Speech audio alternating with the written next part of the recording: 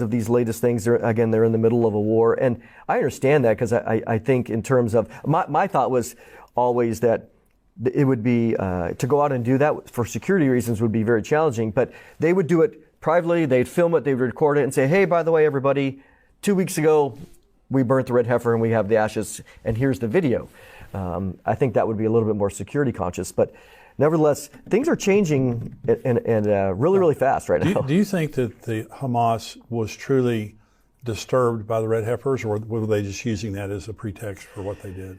We know that you can't believe anything they say. Right. And so I think absolutely a pretext. It was something that was convenient for them because they have a base, right? They have a base too, and they want to get the people inflamed.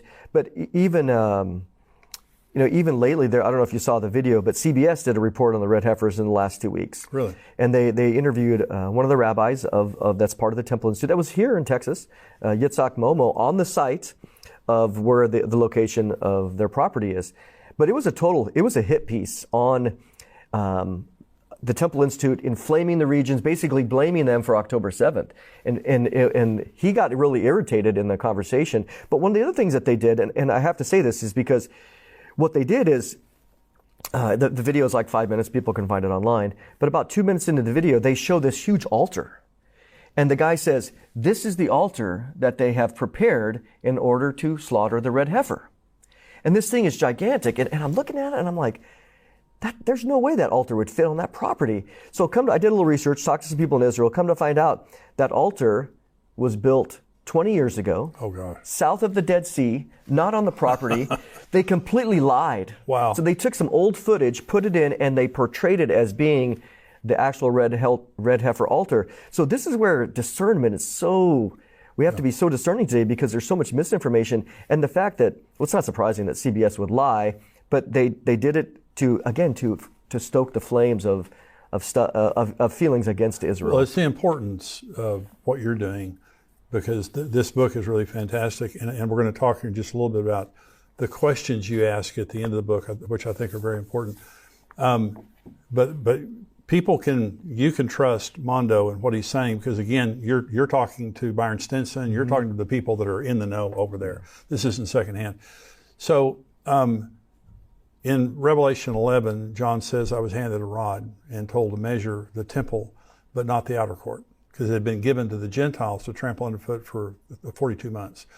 So there's going to be a rebuilt temple on the Temple Mount. And we know 2 Thessalonians 2 tells us that the Antichrist sits as God in the temple of God, proclaiming that he is God.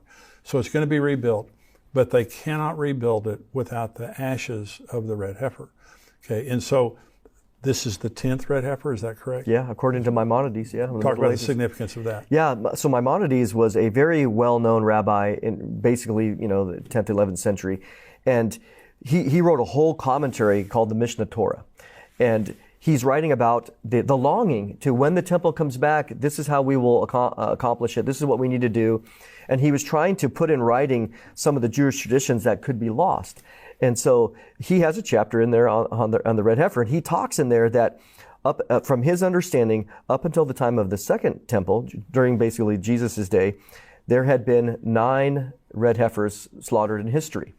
And so what he said was that when the 10th one comes, it will be offered up or officiated over by the Messiah himself. Wow. Okay. Now, what the Jews have done, the traditional or today's rabbinic Jews, they're like, well, we don't want to commit to that because then that would leave them not being able to do anything. What they said was, they said that when the 10th heifer arrives and is offered in a ceremony, it's going to reveal that it's the Messiah's, the Messianic era has arrived. Right. Now, we would agree with that. Yeah. That I think what we're seeing is the Messianic era of Jesus returning and having the kingdom is truly here. So Maimonides said what he said, and again, they take all these things. In addition to the Bible, they have their Jewish traditions. And so that's why there's all these other extra requirements, hair follicles and different things like that, which I get into. Well, it's very stringent that it can have, white hairs it's a miracle that you have 3 that are kosher right now. And so how long have they been looking for the red heifer? Because this is 2024. where they now have kosher red heifers that they could actually sacrifice today if they wanted to. Okay, how long have they been looking? They've thought about it for a long time, but the modern movement began really in the 80s into early in the 90s, going to Mississippi. This isn't the first time rabbis have come to America. Right. Yeah. They came to Mississippi. Clyde Lott, in Rabbi Richmond's book, he's got a picture of him, of the heifer that was at least a candidate. It later became disqualified. So since the late 80s, early 90s, this has been on the radar.